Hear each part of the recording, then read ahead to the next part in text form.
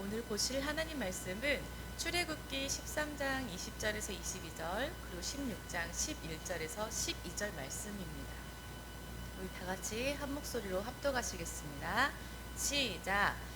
그들이 숫곳을 떠나서 광야 끝 장막을 치니 여호와께서 그들 앞에서 가시며 낮에는 구름 기둥으로 그들의 길을 인도하시고 밤에는 불 기둥을 그들에게 비추사 낮이나 밤이나 진행하게 하시니 낮에는 구름 기둥 밤에는 불 기둥이 백성 앞에서 떠나지 아니하리라. 여호와께서 모세에게 말씀하여 이르시되 내가 이스라엘 자손의 원망함을 들어노라. 그들에게 말하여 이르기를 너희가 해질 때에는 고기를 먹고 아침에는 떡으로 배부르리니 내가 여호와 너희 하나님인 줄 알리라 하라 하시니라. 아멘. 영상 보고 시작하겠습니다.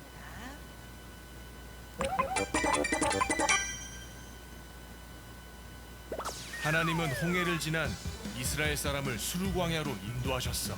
구름 기둥과 불 기둥이 우리를 이끌었지. 이스라엘 백성들은 3일 내내 광야를 걸었지만 물을 구할 수 없었고 3일이나? 목말라서 어떻게 해? 이때부터 이스라엘 백성의 불평불만이 시작돼. 3일이나 물을 못 마셨어. 우린 다 죽을 거야. 이스라엘 백성은 마라에 도착했고 그곳에는 물이 있었어. 우와, 물이다! 오, 하나님이 준비? 하지만 그 물은 써서 마실 수 없었지. 마라라고 불린 이유도 그 때문이었어. 우와, 물이 너무 써. 이게 뭐야? 못 마실 물이야. 물을 마시지 못한 백성들은 모세를 크게 원망했어. 모세, 어쩔 거요? 우리가 다 목말라 죽게 생겼어. 이 물을 어떻게 먹어? 자, 잠깐 기다려 보시오. 아니 이 사람들이 모세는 하나님께 기도했고 하나님은 나무를 보여주셨어. 모세는 나무를 물에 던졌지. 뭐야? 나무를 넣는다고 뭐가 달라지겠어? 나무를 넣은 물은 단물로 변했고 백성들은 기뻐했어. 전혀 하나님을 믿지 못하는구나. 맞췄다. 우와, 이 물 진짜 맛있어. 하나님은 척박한 광야에서 이스라엘 백성에게 먹을 것을 주셨어. 지겨운 만나, 고기 먹고 싶어. 지겨운 메추라기, 어우, 또 목마르네. 물 줘. 또 마실 물을 주셨지. 이곳에서 백성들은 하나님을 시험했고 모세는 그곳 이름을 마사라고 했어. 바위에서 물이 나온다. 도대체 언제까지 하나님을 의심할 겁니까? 그리곤 광야에서 아멜렉의 공격이 있었는데 모세가 팔을 들면 이기고 팔을 내리면 져서 아론과 훌이 모세를 도와 팔을 들어 올려줬어. 아말렉을 무찌르자. 덤벼라. 우리에겐 하나님이 있다. 이스라엘 백성들은 애굽을 떠난 지 2달 만에 시내산에 도착했고 모세는 율법을 받기 위해 40일간 산에 올라가 하나님을 만났지. 모세가 죽은 것 같아. 어쩌지? 우리를 인도할 신을 만들자. 하지만 백성들은 참지 못하고 우상을 만드는 죄를 범하고 말아. 너희의 신이다. 역시 신은 눈에 보여야 해. 화가 난 모세는 십계가 담긴 돌판을 산 아래로 던져 깨뜨렸어. 우상을 섬기다니. 잘못했어요. 한 번만 용서해 주세요. 이날 우상을 숭배한 이스라엘인 3천 명이 죽었대. 이후 모세는 다시 시내산에 올라가 십계명을 받게 돼. 또 하나님을 섬기는 법을 알려주기 위해 성막을 만들게 했지. 성경에는 성막 만드는 법이 자세히 나와 있어. 나는 대제사장. 이 성막에서 하나님은 이스라엘을 만나 주셨단다. 하나님은 광야에서 하나님 나라 백성을 만들기 위한 훈련을 시작하셔. 하나님 나라 백성들이여, 가나안을 향해 출발! 응? 또 출발이야? 하나님 나라 백성은 승리할 거야. 네. 지난주에 이야기 알고 있어요? 자, 지난주에 이스라엘 백성들 어떻게 됐었어요? 애국에서 나왔죠. 그리고 홍해 어디까지 건넜죠? 홍해까지 건넜습니다. 그쵸? 자, 그 어렵고 힘들었던 그 홍해, 정말 건널 수 없었던 그 그 바닷길을 건넜습니다. 그리고 나서 펼쳐진 곳이 어디죠? 그렇다면 그 백성 이스라엘 백성들에게 큰 어려운 난관을 헤쳐나갔을 때 드디어 펼쳐진 대로는 어때요? 이제 곧 가나안에 도착하겠구나. 하나님이 명하신 그 땅에 이제 고생 끝 행복 시작이 펼쳐지겠구나 라고 생각을 했을 겁니다. 맞았을까요? 오늘 그 이야기 세 번째 이야기예요. 자, 이렇게 해서 이집트 애굽을 떠나고 홍해를 건너고, 자, 그랬을 때는 정말 이들한테 행복한 미래, 정말 달콤한 축복들만 있을 거라고 생각했지만 바로 또 눈앞에 큰 환경이 열려지고 있습니다. 그것이 어디라고? 바로 광야예요. 광야. 자, 광야라는 곳이 어때요? 낮에는 너무나도 뜨겁습니다. 더운 정도가 아니라 뜨겁습니다. 우리 지금 여름이죠. 지금 한낮에 지금 밖에 나가면 어떨까요? 시원할까요? 덥다 못해 너무나 뜨겁고 따갑고 그렇잖아요. 그거보다 지금보다도 더 뜨거운 곳이 광야입니다. 자, 낮에는 너무 뜨겁고 또 밤에는 어떨까요? 밤에는 또 낮과 반대로 너무나도 추워요. 그리고 그곳에는 너무나 사납고 무서운 짐승들이 살고 있습니다. 그리고 그곳은 바람이 많이 불어서, 광야가 바람이 많이 불어서 모래 언덕이 계속해서 바뀝니다. 그래서 지형이 계속해서 바뀌는 그런 일들이 있어요. 그리고 이곳은 물도 넉넉하지 않습니다. 먹을 것도 부족하겠죠. 당연히 이런 곳은. 자, 이런 광야는 마치 버려진 땅과 같은 곳이 바로 광야라고 해요. 자, 이스라엘 백성들은 어때요? 이렇게 사막과 같은 광야를 어떻게 지낼까? 무사히 지나갈 수 있었을까요? 이들한테, 이스라엘 백성들에게 이 광야에 대한 안내서, 광야는 이렇게 해서 지나가고 이렇게 해서 이쪽으로 가고 이쪽으로 몇 킬로, 저쪽으로 몇 킬로 이렇게 지나가면 됩니다 라는 안내 책자가 있었을까? 이들한테 없었어요. 그럼 방향을 알려주는 나침반이라든지 뭐 이런 것들이 있었을까요? 없었어요. 그러면 이런 광야에서 지낼 수 있는 캠핑 도구, 요즘에 우리 캠핑 많이 하죠. 텐트, 뭐 이렇게 조리도구, 뭐 이런 것들, 연장들 있었을까? 없었어요. 이들은 어느 시대에서 태어났던 사람들이냐면 이집트, 바로 이집트에서 태어나고 자란 세대입니다. 이렇게 광야 같은 환경을 처음 접한 사람들이었던 거예요. 이렇게 지리에 능한 사람도 없고 이곳을 안내해주는 책자도 없는 그들은 그냥 광야에 던져진 사람들과 같았습니다. 그러면 이들은 어떻겠어요? 두렵겠죠. 새로운 환경에, 낯선 환경에 굉장히 두려워했습니다. 자, 길을 잘 모르는 것만도 말고 이스라엘 백성에게는 몇 가지 문제가 더 남아 있었습니다. 그것은 바로 먹을 것. 자, 먹는 양식 문제가 컸습니다. 그리고 마실 물도 더욱더 부족했어요. 자, 이집트에서 싸가지고 나온 물과 떡, 음식이 있었겠죠. 있었지만 이들이 광야에 들어선 지 한 달쯤 되었을 때에 이미 다 모든 식량이 떨어지고 말았어요. 자, 우리 친구들 한번 상상해 보세요. 이곳이 광야라고 한번 생각해 보세요. 돌아보면 아무것도 없어요. 그냥 모래사장, 허허벌판입니다. 멋진 건물도 없지요. 우리가 좋아하는 마트도 없어요. 대형 마트도 없지요. 워터파크도 없어요. 그 광야에는. 그리고 또 괴롭혔던 이집트인들도 없어요. 하지만 뭣도 없다? 이제 바로 먹을 것도 없다는 사실입니다. 이스라엘은 기쁨으로 홍해를 건넜지만 다시 한번 광야의 길을 설게 될 줄은 생각지도 못했습니다. 자, 많은 사람들은 이래요. 이렇게 생각해요.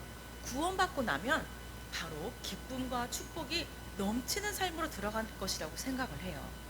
그런데 훈련의 시간과 광야의 길이 있을 것이라는 것에 이스라엘 백성들도 놀랐지만 우리 믿는 신앙인들도 이런 부분들이 있다는 것에 많이 놀라고는 합니다. 자, 그러면 이들은 이런 일이 기다릴 줄 알았다면 나오지 말았어야 했다고, 또 이렇게 믿음의 길에 들어서지 말았어야 됐겠다고 생각하고 말을 했다고 합니다. 하지만 이들이 두려워하는 것 앞에 놀라운 일들이 펼쳐져요. 바로 뭐? 아까 우리 세론이가 이야기를 했는데 설거지할 때 뭐가 나타나요? 구름 기둥과 불 기둥이 나타나요. 자, 본문이에요. 본문 한번 읽어드리겠습니다. 여호와께서 그들 앞에서 가시며 낮에는 구름 기둥으로 그들의 길을 인도하시고 밤에는 불 기둥으로 그들에게 비추사 낮이나 밤이나 진행하게 하시니 낮에는 구름 기둥 밤에는 불 기둥이 백성 앞에서 떠나지 아니하리라라고 말씀하십니다. 주님은 낮에는 구름 기둥으로 밤에는 불 기둥으로 그들을 인도해 주셨어요. 더 이상 사막에 뜨거운 햇빛이 그들을 괴롭히지 않게 하시고, 또 밤의 짐승들과 추운 날씨로부터 문제가 되지 않고 해가 되지 아니하도록 하나님은 늘 이들과 함께 하셨습니다. 그래서 이 이스라엘 백성들은 주님과 함께 진행하는, 또 함께하며 행진하는 그 느낌으로 광야를 지날 수가 있었습니다. 이렇게 이스라엘은 하나님의 구름과 함께 나아갔고, 주님께서 우리를 위해 싸워주실 것이라는 믿음으로 선포하고 기도하며 나아갔어요. 이렇게 해서 주님께서 그들을 지켜주셨을까? 당연하죠. 하나님 함께 하셨으니까 지켜주셨죠. 그래서 광야에서 만날 만한 모든 어려움 가운데서 하나님은 그들을 지키시고 인도해 주셨어요. 그런데 또 다른 문제가 남아있어요. 자, 먹고 사는 것에 대한 문제예요. 이들이 지금 어느덧 어디에 있었냐? 신광야에 서 있습니다. 애굽에서 출애굽한 지 2달째 달 15일이 지난 뒤였어요. 자, 2달이면 양식이 거의 정말 바닥이 난 시점이었어요. 그 이집트에서 가지고 나온 곡식들, 뭐 물이라든지 빵이라든지 모든 것들이 바닥이 났습니다. 실제로 이집트와 가나안 땅은 거리가 어느 정도냐면 대략 320km라고 해요. 이 거리는 일주일이나 열흘 정도로 이렇게 생각하면 된대요. 갈 수 있는 거리를 일주일에서 열흘 정도. 그리고 근데 200만 명의 이스라엘 백성들이 양떼와 가축을 데리고 또 노인과 어린이들을 이렇게 싣고 이동하는 그 거리를 감안을 하면, 그렇게 해도 참작을 한다 하더라도 한 달 정도면 좋게 도착하고 또 남을 시간이라고 합니다. 그런데 몇 달이 지났어요. 2달이 지났어요. 그런데 이들은 아직도 엘림과 시내산 사이에 광야에 있었어요. 자, 뭔가 이상함이 느낍니다. 그리고 점점 하루하루 지날수록 어떻게 돼요? 곡식들도 바닥이 나요. 이랬을 때 주변에는 계속 아무것도 없고 도착할 만한 증거도 안 보여요. 그랬을 때 이들은 어땠을까요? 불안함이 극에 달하기 시작을 합니다. 이러다가 우리가 가져온 가축들도 다 잡아먹어야 되는 거 아닐까? 어떻게 해야 되지? 이 난간을 어떻게 해야지? 세상 어디에도 기댈 곳이 없던 그 광야에서 백성들이 드디어 원망하기 시작을 해요. 자, 놀랍게도 한두 명이 원망했던 게 아니에요. 온 회중이 다 원망을 합니다. 자, 누구를 원망할까? 친구들, 누구를 원망할 것 같아요? 누가 데리고 나왔어요?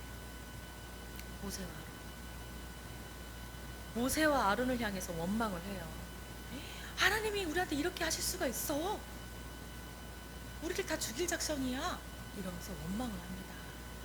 자, 그들을 인도하신 하나님께서 홍해를 가르고 또 주님께서 책임져 주실 것을 믿는 믿음으로 구하는 대신 뭐라고 하냐면 원망 불평을 해요. 우리를 이 광야에서 죽여죽게 하려고 하는구나 라며 원망을 합니다.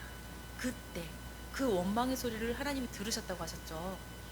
이 원망의 소리를 듣고 하나님께서 직접 말씀하십니다. 자, 안 보이시죠? 제가 읽어드릴게요. 출애굽기 16장 4절 말씀이에요.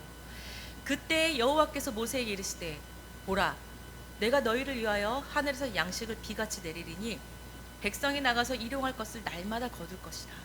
하늘에서 양식이 비같이 내릴 거라고 말씀하시는 거예요. 또 계속해서 이렇게 말씀하십니다. 여호와께서 모세에게 말씀하여 이르시되 내가 이스라엘 자손의 원망함을 들었노라. 그들에게 말하여 이르기를 너희가 해질 때에는 고기를 먹고 아침에는 떡으로 배부르리니 내가 여호와 너희의 하나님인 줄 알리라 하라 하시니라. 자, 해질 때는 고기로 아침에는 떡으로 배부를 것이라고 말씀하고 계신 거예요. 언제까지 만나를 주시겠다고 하는 거예요. 35절에 사람이 사는 땅에 이르기까지 이스라엘 자손이 40년 동안 만나를 먹었으니 곧 가나안 땅 접경에 이르기까지 그들이 만나를 먹었더라. 광야에 있는 동안, 광야에서 생활하는 동안 하나님이 줄이지 않도록 매일매일 주셨다는 거예요. 자, 가나안 땅에 이르기까지 모든 양식을 주셨습니다. 안식일을 제외한 매일 아침 뭐 먹었다고 했어요? 만나가 어떤 음식이냐면 꿀을 섞은 과자 같다고 해요. 그리고 이거를 가지고 쪄서 먹을 수도 있고 구워 먹을 수도 있는 그런 양식이었다고 해요. 이 양식을 매일 아침 이슬이 마른 뒤에 나가보면 각 사람이 먹을 만큼 풍성하게 주셨다고 합니다. 거두는 것이 적기도 하고 많기도 했지만 부족한 것이 없이 이렇게 먹을 만큼 주셨다고 해요. 자, 이렇게 하나님이 인도해 주셨습니다. 자, 그렇다면 우리 주님께서 불기둥과 구름기둥을 보내주신 이유가 뭘까요? 응? 이스라엘 백성이 아무것도 없이 이 척박한 광야 무려 몇 년? 며칠 갈 수 있는 거리라고 했죠? 그냥 가축들 끌고 어린아이와 노인들을 끌고 갈 그거를 생각했을 때 넉넉 잡고 한 달이면 간다고 하는 거리를 이들이 몇 년 동안 있었다고 했어요? 광야에 40년. 40년 동안 무사히 통과할 수 있었던 것은 바로 불기둥과 구름기둥이 있었기 때문이에요. 자, 하나님은 신의 광야의 무더운 낮 동안에 구름기둥으로 그늘을 만들어서 낮에 뜨거운 해를 피할 수 있게 해주셨고, 또 일교차가 큰 이 기후에 추워지는 밤에는 어떻게 해요? 환한 불기둥으로, 또 밤의 추위와 외부의 공격으로부터 그들을 보호해 주셔서 넉넉하게 갈 수가 있었던 거예요. 자, 그러나 이 구름기둥과 불기둥은 눈에 보이는 그런 효과보다 더 중요한 의미를 지녔습니다. 자, 뭘까요? 그 의미가 뭘까? 이 구름기둥과 불기둥 분명히 하나님이 이들한테 말씀해 주셨어요. 뭐냐면 바로 그 기둥 가운데 하나님께서 친히 임재하셔서 그들과 함께 동행하겠다는 의미입니다. 그리고 그들 앞에서 인도해 내시겠다는 그 사실 자체를 말씀하고 있는 큰 의미를 담고 있습니다. 민수기 14장 14절에 기록하고 있어요. 자, 이렇게 이스라엘 백성은 광야 생활을 하는 동안에 늘 이 구름 기둥을 바라볼 때마다 와, 하나님이 우리들과 함께 동행하시는구나 라는 것을 알고, 또 그들 가운데 임재하여 계신 것을 눈으로 목격하면서 위로와 소망을 가질 수 있었던 것이에요. 자, 하나님이 함께 하신다라는 의미가 뭐가 있었어요? 응? 하나님의 임재하심, 어떤 단어가 떠올릴까요? 임만. 앞에 보이잖아요. 바로 임만. 그렇죠. 맞아요. 자, 맞습니다. 이렇게 하나님이 함께 하셨기 때문에 그 인도하심에 따라 불기둥, 구름기둥을 보면서 하나님이 우리와 함께 하신다는 것을 알고 그들이 함께 동행할 수가 있었어요. 자, 그렇다면 우리 주님께서 이스라엘 광야로 인도하셔서 만나를 먹이신 이유가 뭘까? 만나를 먹이신 이유는 오늘 성경에서 그 답을 이렇게 말하고 있어요. 신명기 8장 3절입니다. 너를 낮추시며 너를 줄이게 하시며 또 너도 알지 못하며 내 조상도 알지 못하던 만나를 내게 먹이신 것은 사람이 떡으로만 사는 것이 아니요 여호와의 입에서 나오는 모든 말씀으로 사는 줄을 내게 알게 하려 하심이니라 라고 말씀하고 계십니다. 하나님께서는 이스라엘이 참 하나님의 백성이 되도록, 또 그리고 우리가 떡으로만 사는 것이 아니라 하나님의 말씀을 산다는 것을 알려주시기 위해서 매일매일 만나로 먹이시며 나아가게 하신 것입니다. 이렇게 하나님께서 베풀어 주시는 하나님 백성으로 나아가기 위해서 이스라엘 백성도 할 일이 있었어요. 뭘까? 뭐죠?